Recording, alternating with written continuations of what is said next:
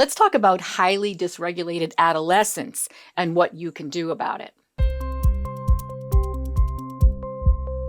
When we're working with middle high school kids, especially my middle school kids, I'm talking my 6th, 7th, 8th, 9th grade, they are going through some of the toughest times in their life. And it's really not their fault. It's just biology works against us at that time in our lives. And so they tend to unravel a little quickly. So one of the only things that we have is to be super regulated ourselves. Let me give you an example of what that looks like.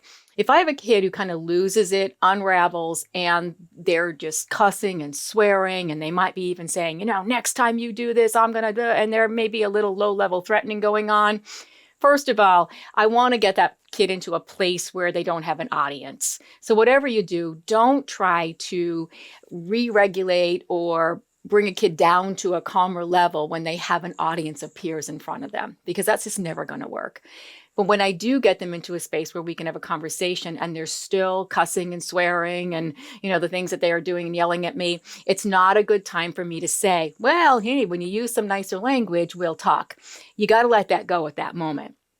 All right, that's just like saying to a younger kid, use your words. You don't have words when you're dysregulated. So be careful that you don't get caught there.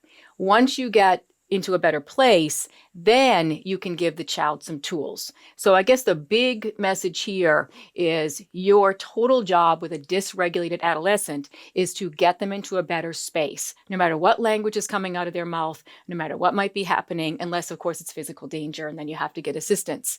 Once you get them into a better space, then you can have a reasonable conversation. But they can't often do it on their own. They're 100% dependent on the adult pulling it back together.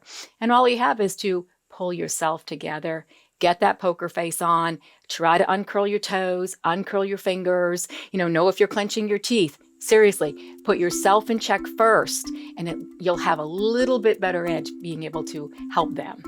Thanks for watching. Please hit like, subscribe, and leave a comment.